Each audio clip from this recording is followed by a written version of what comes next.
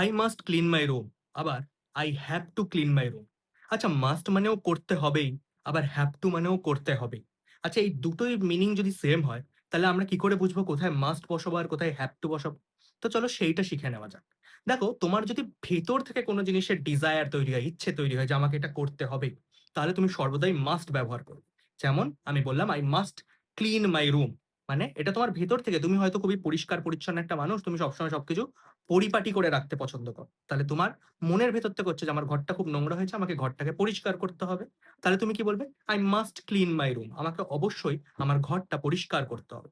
কিন্তু ধরো তুমি তোমার ঘরটাকে নোংরা করে রেখে দিয়েছো, আর পাশের ঘর থেকে তোমার বাবা মা তোমাকে চিৎকার করে বলছে যে, কি রে, তোকে 5 দিন ধরে বলে যাচ্ছি ঘরটা নোংরা হয়ে পড়ে আছে, তুই ঘরটা পরিষ্কার করছিস না কেন?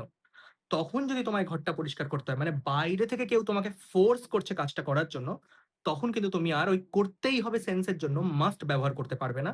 তোমাকে হ্যাভ টু ব্যবহার করতে হবে। আর তখন তুমি বলবে, I have to clean my room, I have to clean my room. I must clean my room মানে যেখানে তুমি মন থেকে চেয়েছিলে।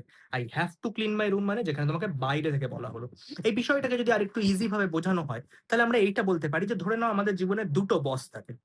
একটা বস যেটা বাইরে, যে আমাদেরকে কাজ দেয়, যে বলে এটা করো ওটা করো। সব জায়গাতে তুমি দেখবে, অফিসে রয়েছে, স্কুলে রয়েছে, স্কুলের টিচাররা আমাদের বস, অফিসে তো বস থাকে, ম্যানেজার বা এরা, তাই তো? আর আমাদের ভেতরে আমাদের ব্রেন হচ্ছে আমাদের বস, যে আমাদেরকে দিয়ে কাজ করায়। তাই তো? আমাদের মনে হয় না যে আমি এটা যদি ফোন কিনতাম তাহলে কি ভালো হতো, বা আমার এই কাজটা করে নেওয়া উচিত, আমার এটা করা দরকার, ওটা করা দরকার। এই যে জিনিসগুলো আমরা কন্টিনিউয়াসলি ভাবছি, এটা কে করছে?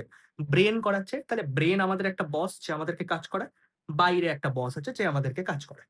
দুটো বস। যখন এই ভেতরে, মানে আমার শরীরের ভেতরে যে বসটা বসে আছে, সে যখন আমায় কোনো কাজ জোর করে করাচ্ছে, যে দেখ তোকে এটা করতে হবেই, তখন সর্বদাই মাস্ট ব্যবহার করবে, যেটা তোমার ভেতর থেকে আসছে, ভেতরের সাড়া। ঠিক আছে? আর বাইরে থেকে যখন তোমায় কেউ ফোর্স করছে, তখন তুমি হ্যাভ টু ব্যবহার করবে।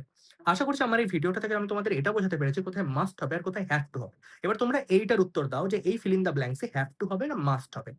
I dash complete my homework before my summer vacation ends, or else my teacher will punish me।